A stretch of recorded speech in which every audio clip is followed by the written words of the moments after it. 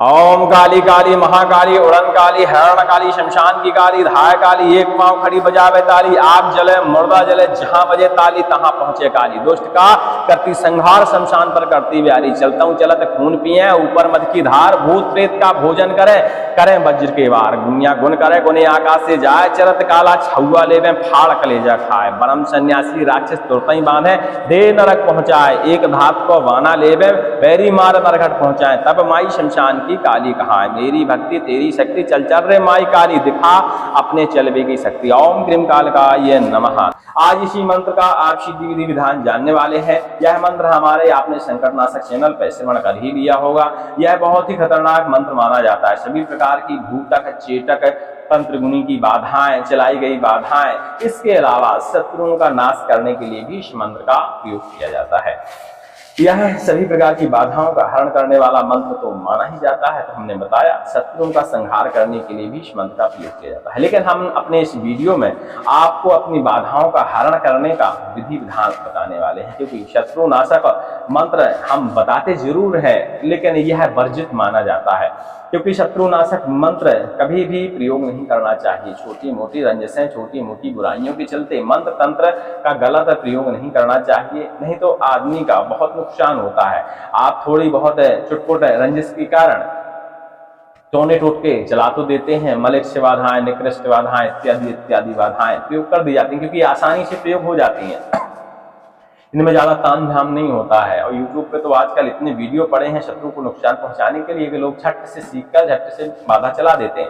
भले कुछ ना हो, अच्छा मित्र रहा हो, आज ही कल लड़ाई झगड़ा हुआ हो, तीसरे दिन का वो बाधा चला दे तो उस बेचारे की जिंदगी खराब हो जाए। तो ऐसा नहीं करना चाहिए। लेकिन ऐसी छुटपुट बाधाएं टोने टोटके मलेक्ष बाधाएं निकृष्ट बाधाएं का काली माता बिल्कुल विनाश कर देती हैं, क्योंकि सारे ऐसे छोटे मोटे टोने टोटकों में हर जगह काल या काली का स्मरण जरूर किया जाता है या काल भैरव का स्मरण किया जाता है। और काली माता ऐसे टोने टोटके तंत्र विद्याओं का एकदम पूरी तरह खात्मा कर देती हैं। तो यह मंत्र जिसके हम सिद्धि विधि विधान बताने वाले हैं, यह सभी प्रकार की तंत्र विद्याओं का नाशन करने वाला मंत्र होता है, सभी प्रकार की भूतों का नाशन करने वाला मंत्र होता है और शत्रुओं का शमन करने वाला मंत्र माना जाता है। चलिए अब इसका विधि विधान हम जान ही लेते हैं। नवरात्रें आ रही हैं और इस मंत्र का जो विधि विधान है नवरात्रों में ही किया जाता है। नवरात्रों में किए गए मंत्र कभी विफल नहीं होते, मतलब सिद्ध किए गए मंत्र विफल नहीं होते। तो नवरात्रों में ही माता काली का इस मंत्र का सिद्ध विधि विधान बताया जाता है। माता काली के इस मंत्र का सिद्ध विधि विधान करने के लिए आपको एक खप्पर की जरूरत है, काली माता की श्रृंगार की जरूरत है, एक बाना की जरूरत है, पीछे आपको दिख रहे होंगे ऐसे बाने यहाँ बनवा लीजिएगा, एक बाने की जरूरत है। और इसके अलावा आपको काली गुंजा की जरूरत है, काले तिल की आवश्यकता है। ठीक है, मात्र इतनी ही सामग्री की आपको आवश्यकता है। और घी चाहिए, थोड़ा सा तेल चाहिए, हवन सामग्री चाहिए और संविदा चाहिए खप्पर में डालने के लिए। संविदा मतलब लकड़ियां होती हैं, आपको खप्पर में डालनी पड़ेगी, उनमें आगली प्रज्वलित करनी पड़ेगी। बैठकी से लेकर अष्टमी तक आप किसी भी दिन इस मंत्र का सिद्धिकरण प्रयोग कर सकते हैं। आप जिस दिन भी इस मंत्र का प्रयोग करें या जप करने वाले हों उस दिन व्रत जरूर रखें और कोशिश करें नवरात्रों में आप 9 दिन का व्रत रख लें, अति उत्तम बात रहेगी। और फिर उसी बीच में इस मंत्र का आप सिद्धिकरण कर डालें। माता रानी के तस्वीर के सामने ये चित्र के सामने आप आसन जमा कर अपनी बैठें, माता रानी को उषा से स्नान कराएं, जल का स्नान कराएं, उसके बाद अक्षत पुष्प वगैरह सब अर्पण करें, माता काली का श्रृंगार अर्पण करें, माता काली को प्रसाद अर्पण करें। ठीक है, सात्विक पूजा ही करें, अनैतिक पूजा बिल्कुल ना करें। ठीक है, उसके बाद खप्पर में थोड़ी सी अग्नि प्रज्वलित करें, नीम की लकड़ी डाल के ही अग्नि प्रज्वलित करें, बाकी अन्य लकड़ियां आप ना डालें उसमें अभी फिलहाल। बाद में आप 7 संविदा डाल सकते हैं हवन के समय, अभी फिलहाल शुरुआत में सिर्फ नीम की लकड़ी ही उसमें डालें, अग्नि प्रज्वलित करें। माता काली का ध्यान करते हुए ओम क्रीम कालकाय नमः इस तरह उसमें 11 से 21 बार आप शुद्ध घी का होम डाल दें और इसके बाद 4 मुख का दीपक जलाएं और माता रानी के सामने बैठ जाएं। रुद्राक्ष की माला लें और इस मंत्र की आप 21 माला जाप करें। 21 माला जाप करने में आपको लगभग 3 घंटे का समय लग सकता है। तो अपनी शारीरिक क्षमता इतनी बनाएं कि इतनी देर आप बैठ पाएं। ठीक है, और इसके बाद आप उसका दशांश हवन करें। अब हवन करते समय आप उसमें 7 संविदा डाल सकते हैं, कोई दिक्कत नहीं। जब शुरुआत के हवन करें तो शुद्ध नीम की लकड़ी नहीं किया करिए। अब उसमें खप्पर में दोबारा आप, क्योंकि तब तक तो बहुत टाइम हो गया तो अग्नि डाउन हो गई होगी, तो आप उसमें आप संविदा डालें, 7 प्रकार की डाल सकते हैं, कोई दिक्कत नहीं है। और इसके बाद माता रानी के इस मंत्र से ही आप 21 माला का दशांश 10% निकाल लीजिएगा और उतना आप ग्रहण कर दीजिएगा। इसके बाद यह मंत्र आपका कार्य करने लायक हो जाता है। जब भी इस मंत्र का प्रयोग करना होता है, हाथ में एक मोर का पंखा लीजिए और वो काली गुंजा जो हमने आपको बताई थी वो आपको अपनी पूजा में रखनी है और पूजा में रखने के बाद माता रानी को मतलब अर्पण करना होता है, श्रृंगार के साथ ही अर्पण कर दी जाती है। जब भी फिर आपको मंत्र का प्रयोग करना होता है तो तिल जो हमने बताए थे, तिल लीजिए और काली गुंजा लीजिए। हमने 3-4 काली गुंजा बताई थी, हो सकता है आपके पास कम हो, कोई दिक्कत नहीं है। आप गुंजा को थोड़ा सा कूट लीजिए और साथ में तिल के दाने मिला दीजिए, उसके 11 भाग करिए, एक गुंजा के 11 भाग कम से कम करिए और उसमें 11 काले तिल डाल दीजिए, ठीक है। और सबको अलग अलग रखिएगा, ठीक है, जो आपकी चुटकी में पकड़ने में आ सके, क्योंकि गुंजा बहुत छोटी होती है। अब उसको एक चुटकी में पकड़ें और जैसे किसी की बाधा का हरण करना हो, रोगी हो, कोई बहुत दिनों से पीड़ित हो, परेशान हो, स्वयं के घर में कोई परेशानी हो, ऐसी भूतक चिटक बाधाएं जिसके ऊपर तंत्र मंत्र चलाया गया हो या किसी भूत ने पकड़ रखा हो, ब्रह्म राक्षस, ऐसे सन्यासी, बहुत सारे ऐसे प्रेत होते हैं जो लंबे समय तक हड्डी बनकर रह जाते हैं, हटते नहीं। तो सभी प्रकार के प्रेतों का माता रानी एकदम सही तरीके से हरण कर देती हैं।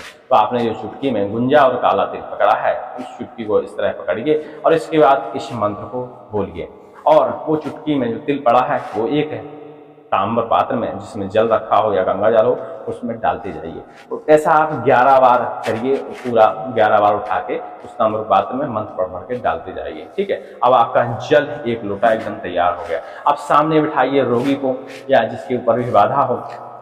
अब आपको उच्च स्वर में, अभी तक तो धीमा आप पढ़ रहे थे क्योंकि जो ये क्रिया करनी है धीमा पढ़ के मंत्र की करनी है। अब मंत्र को आपको फुल उच्च स्वर में बड़े क्रोध के साथ पढ़ना है। बाएं हाथ में लोटा लेना है और दाहिने हाथ में जल लेना है, ठीक है। और 11 ही बार इस मंत्र को पढ़ना, ध्यान देना है। जल थोड़ा सा कम लीजिएगा ताकि आपका 11 बार वो जल चल जाए, ठीक है। और बड़ी उच्च स्वर में, तीक्ष्ण स्वर में मंत्र को पढ़िए और जिसके ऊपर भी भूत प्रेत बाधा है उसके चेहरे पर मारना शुरू करिए।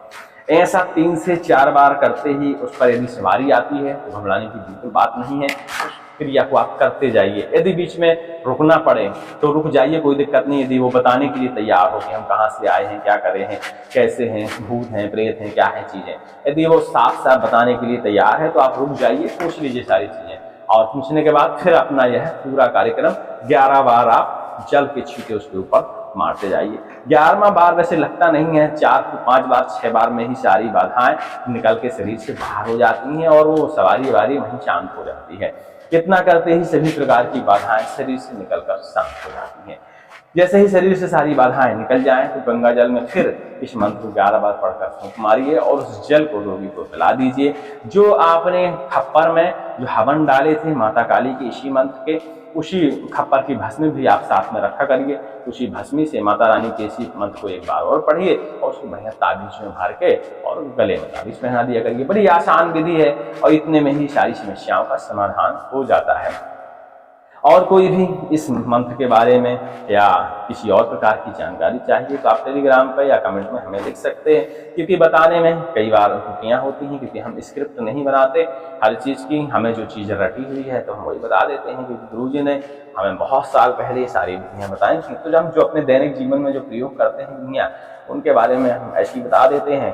और कहीं कहीं कभी कभी चूक हो जाती है कि हम बताते हैं कि नींबू रख लेना भैया, लेकिन नींबू का प्रयोग बताना भूल जाते हैं। तो आप कमेंट करके हमें बता दिया करिए कि भैया नींबू का क्या करना है, या इसमें नींबू का आपने रखने के लिए बताया था लेकिन नींबू का प्रयोग नहीं बताया, तो हमें ध्यान आ जाएगा कि कई बार चूक हो जाती है बताने में। तो ऐसे में यदि कोई समस्या समझ में आती है तो आप निसंकोच कमेंट करके या टेलीग्राम में संपर्क करके हमसे पूछ सकते हैं, क्योंकि विधि में कहीं भी कोई शंका आए तो पूछ लेना चाहिए, क्योंकि विधि जब तक संपन्न ना हो ना तो कार्यक्रम सफल नहीं हो पाते। तो विधि को संपन्न करने के लिए कहीं त्रुटि समझ में आती है तो निसंकोच पूछ लिया करिए। अब ऐसे चलित प्रचलित मंत्र हैं हमारे अलावा भी कई लोगों के पास यह मंत्र होता है, तो आप बुंदेलखंड में संबंधित यदि कोई तांत्रिक है तो आप उससे पूछ सकते हैं, तो उसके पास भी सेम विधि मिल ही जाएगी। हाँ, थोड़ा बहुत उल्टी पलटी होगी क्योंकि सबकी अपनी अपनी विधियाँ होती हैं। मंत्र तो एक ही होता है, लेकिन अलग अलग लोग, अलग अलग व्यक्ति अपने अपने स्तर से मंत्रों का प्रयोग करते हैं, अपने अपने स्तर से मंत्रों की सिद्धिकरण करते हैं। कुछ इसी को तांत्रिक पूजा बना देते हैं, कुछ सात्विक बना देते हैं, और हमारे जो मंत्र होते हैं लगभग सभी सात्विक होते हैं। हमारी लगभग सारी विधियाँ चेंजेस होती हैं, तो निसंकोच आप पूछ लीजिए तो सही जानकारी आपको मिल जाएगी। चलिए, सभी को जय श्री राम, जय काली मैया की। और मंत्र डिस्क्रिप्शन में नवरात्रों के टाइम में मिलेगा ये, क्योंकि इस मंत्र को लिखना थोड़ा सा वर्जित माना जाता है। विशेष मुहूर्त में ही यदि हम मंत्र को लिखें तो वह मंत्र सबके लिए कार्य करता है। ठीक है, तो नवरात्रों से पहले ही हम यह मंत्र डिस्क्रिप्शन में इसी वीडियो को लिख देंगे, तो आप देख लीजिएगा। और वैसे तो याद करने की कोशिश किया करिए, लिखने की कोशिश ना किया करिए। इसलिए हम शब्द आजकल धीरे बोलते हैं कि लोगों को याद हो जाए, लेकिन कहीं कोई यदि मिस्टेक आती है तो आप पूछ सकते हैं, फोन लगा के पूछ सकते हैं, हम फोन में रटवा देंगे आपको मंत्र, लेकिन लिखने की कोशिश ना किया करिए, क्योंकि देशी मंत्र लिखने से उनकी कार्यशैली जो है, कार्य क्षमता है वो कम हो जाती है। ठीक है, सभी को जय श्री राम।